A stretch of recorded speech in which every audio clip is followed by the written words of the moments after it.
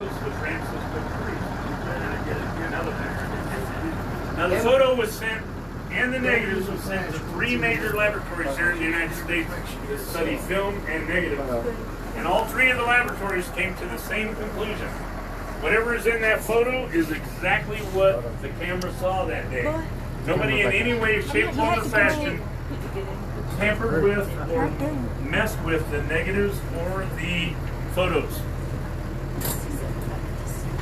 All right, everybody, we're going to turn around. Let you folks on the other side of the trolley look over the fence. Yep. Sorry. Got it? Hold on. Got one more person standing. Come on, guys, sit down. We're going to turn around and let you do that on the other side. Okay, here we go.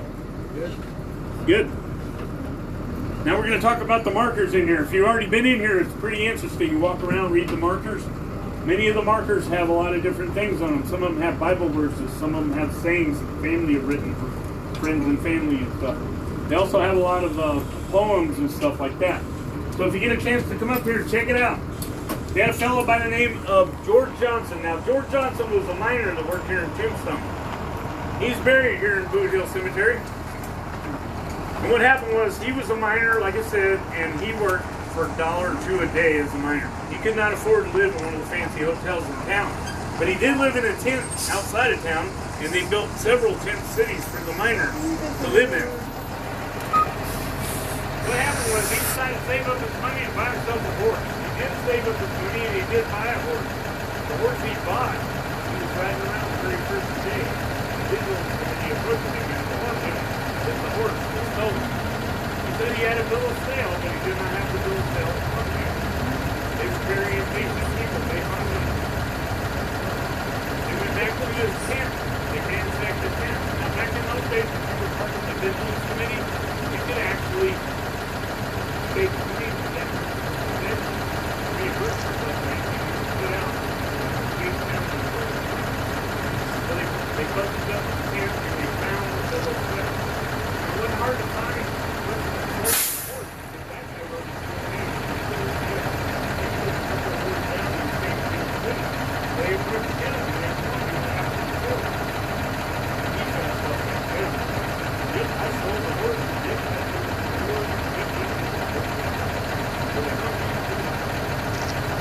Later that night, they were sitting in the bars. They were asking each other on the back. They told each other to take care of that filthy horse thief. But then they started feeling sorry for George. But George didn't really do anything wrong. He was just on the wrong horse at the wrong time. So they decided to put a marker up to George's name, and here's what the marker said. Here lies George Johnson. He was right. He was wrong. But we knew him anyway. Now he's gone. Still in the graveyard to this very day. Alright, so it's going to hand me a microphone here. And I am going to try to explain to you on the short trip back to the phone station why they believe that this is such a hot spot for ghostly activity. Matter of fact, Tombstone, Arizona is one of the hottest ghostly activity areas in North America. There's 2 reasons for this. The folks that study this believe that this is priority. Now, number 1, most of the precious metals are still under the ground. They didn't even scratch the surface of the amount of silver that's still under the ground here, folks. They also had a problem. They had to pump the water out of the tunnels because it was below the water plane. Now they had 2 pumps that did that. Two of these major pumps pumped water out of the mine shaft so they could get down there and get to where the silver was. One of the pumps actually broke down. When it broke down, these greedy suckers, they didn't even try to fix the pump or replace it. They just left everything on the other pump. Now the other pump worked for a while, and it also broke down. When the second pump broke down, the price of silver had dropped so low, it was not worth the effort to fix or replace the pump. That is what killed the town, folks. The second thing is, we have 5 major lightning storms that roll through here annually. 5 of them. Every one of them dumped tons of lightning. Now the folks that study this stuff, they believe the combination of the lightning and the precious metals in the ground creates a battery effect. And that battery effect creates static electricity. And the static electricity is what you're actually seeing when you see those things in the photo, the orbs and the vortexes and all that. The orbs is the lowest form or concentration of static electricity. The highest concentration would be the ghost or the actual apparition. And don't take my word for it, there's a lot of ghostly activity around here, folks. If you're here tomorrow and you're wandering around, talk to some of the shop owners, ask them if they have any ghost stories. You will be shocked and amazed at how many ghost stories you're going to hear here in Tombstone. And we have a lot of ghosts in this area. Now the people that study this, they believe there's two reasons why a ghost comes back.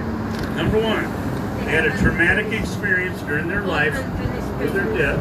That may be the case, yeah. Or they had a pleasant experience in their life or death. That trauma might be caused by some unfinished business. Okay? So yeah, that's all explainable. Now we have a lot of docile ghosts that wander around here. And they believe, the folks that study this, they believe that these are probably some of the entertainers that used to come here. An entertainer could come here to Tombstone back in the day when a miner was making $1 or $2 a day. They could charge 25 cents to these miners. And in a year's time, spouting Shakespeare or reciting poems or doing one-man plays, they could actually earn in the neighborhood of $24,000 to $30,000 a year. Yeah, these were happy campers. Now, also, the folks that study this stuff, they believe that the old entertainers, they look out for the new entertainers. And if you don't tip your new entertainer the way they need to be tipped, these old entertainers are going to come home with you and dance on your ceiling and give you away all hours of the night. I don't know if that's true or not, but if so, we got a tip spittoon up here, and me and Cliff will not shun any gratuity that y'all offer. Y'all believe all this crap? No.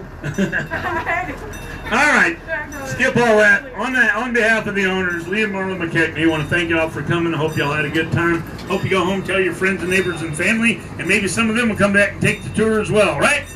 Yep. I say it right? Yes. All right, did everybody have fun? Yes. All right. Thank y'all very much. And on behalf of me and Cliff, we thank you because we know we wouldn't have nothing to do if y'all weren't here helping us out on a Saturday night. Did you hear that? What'd I hear? There was a noise.